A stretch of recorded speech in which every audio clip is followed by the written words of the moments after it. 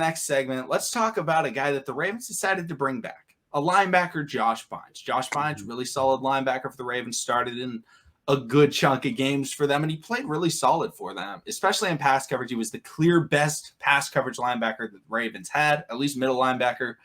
But, they bring him back. Joshua, do you like bringing him back? And also, should the Ravens still make any adjustments to the linebacking group? Not in the first round, but later in the draft, 4th round, 6th round pick, or potentially a veteran or something like that they could go after. What do you think about bringing one of those guys in?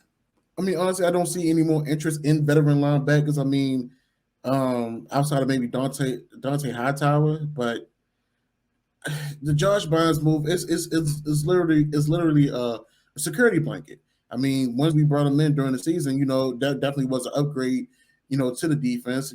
His knowledge and just how he was playing off of PQ. We do have run stopping linebackers. The only thing we are missing is linebackers that can cover. We know PQ is maybe one of the fastest linebackers out there right now, but as far as cover skills, it definitely will improve. Malik Harrison hasn't seen a lot of playing time. I know, Pat, if you're watching this, you're going to get on me. But, we're going to see lightning and thunder on the field this upcoming season. I promise you that. And if they really make things happen like they're supposed to, that's going to be the linebacker tandem for the Ravens for years to come. But I definitely see us actually going at the, I keep on saying it, Chad Moma out of Wyoming, or even your favorite, Troy Anderson. In the later rounds. I mean, those will be a great additions to, our linebacker core, because we are thin. I mean, Chris Boyd left. He wanted a chance to be a starting linebacker in Detroit. So, I mean, and honestly, I'm not mad at that. I mean, if you feel like you've been doing your job and you feel like, you've proven yourself, by all means, go out there and show it. Go out there and, secure, like we always say, secure your bag. So, I mean, shout out to him. I don't know if we bring back LJ Ford, but I see that may possibly happen as well. But I definitely see us possibly drafting, like a Troy Anderson, Chad Mama, even Penn State, I believe Brandon or either Chris Smith. Brandon Smith. Okay. Yeah.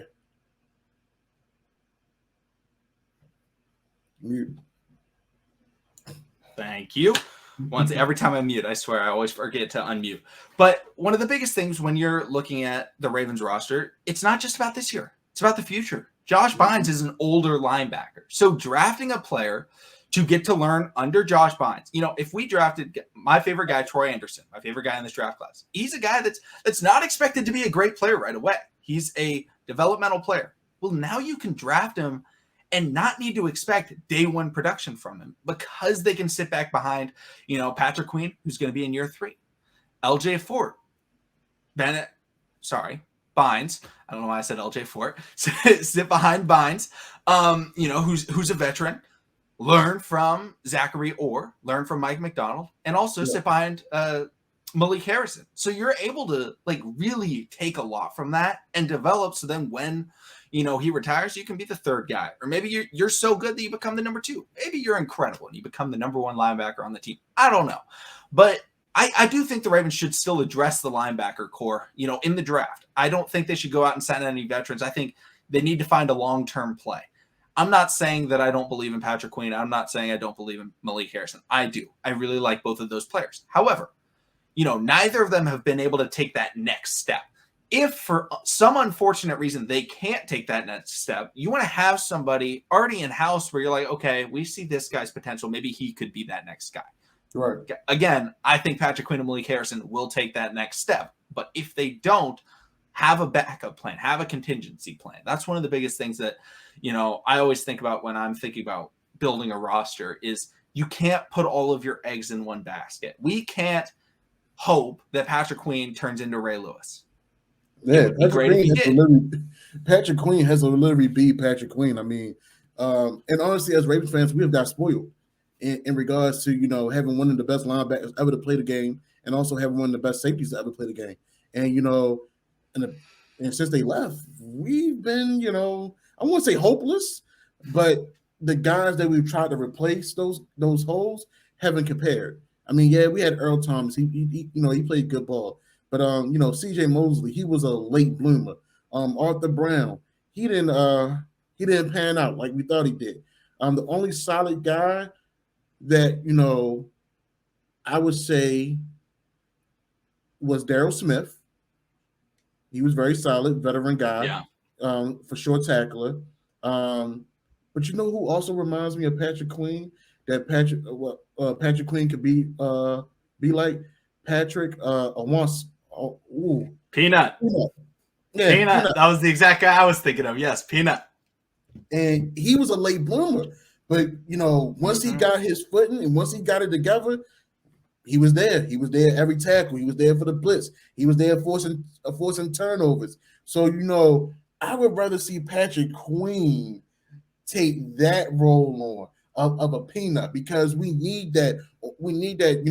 That energy, that drive, that love. That dog mentality at that second level behind our offensive. Our defensive line. And honestly, I feel like we're getting there. Justin Metabike and Broderick Washington, especially Justin Metabike. Shout out to Dawson. He's one of our CTB family. Called him Justin Metabeast. He's definitely. I feel like that's another guy that's going to be taking that next step. I'm not saying he's going to be the next Aaron Donald, but he's definitely going to be a staple for this defensive line for years to come. Yeah, I mean, building this defense, we have veterans, we have young guys. Keep adding. It's a lot easier to add the young guys because they'll at least be here to be able to see those improvements. So when you're paying a guy on a veteran minimum deal, they're not going to get better when they're 32 years old. But drafting a guy and paying him $1 million a year because you got him in the 4th round, they could be a Pro Bowler in 4 years for all you know. Now they could bust out, but then you cut them. Let's talk about the Pro Bowler that's now playing for New England. That was a 5th round guy out of Grand Valley State. We may don't want to hear about him no more, but Matthew Judon. Oh no. Just saying. We know how to find diamonds. I mean, Paul. Literally, I believe we got Paul Kruger in the 3rd or 4th round a whole lot of years back. Yeah. He made a lot of noise when he finally got his footing. So honestly, I've been saying it since this all season. With 10 picks, we can't miss, but we can miss. And if you don't understand when I'm going with this, we'll talk about it maybe in a later segment, because EDC in this organization, they've had great signings, and then sometimes they had some not so best signings. We didn't have the years where we didn't draft wide receivers that didn't amount to anything. We didn't have linebackers, offensive linemen, even defensive tackles that didn't amount to anything, but they had prolific college careers. Tim Williams, Terrence Cody, Bashard Perriman. The list can go on and on. So, but we, even with all the research and everything like that they say they do, you still have to, do more homework, because this year, this is a contract year for Lamar Jackson. Then the upcoming year after that, it's a contract year for Hollywood. I don't see us trading him.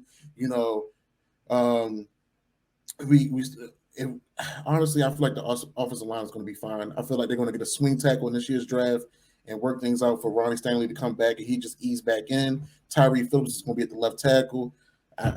Honestly, with a Swiss Army knife, I have no other choice but to trust Patrick McCarthy. I don't see them drafting a center. I mean, but you can't miss this year. You can't miss with 10 picks this year. I need at least 7 out of 10 players to be impact players. I know that's a lot, but right now, where we at in the organization, we need that. We really do, because we don't. Cap is really the cap for us. Cap is reality, but other teams, cap is not cap.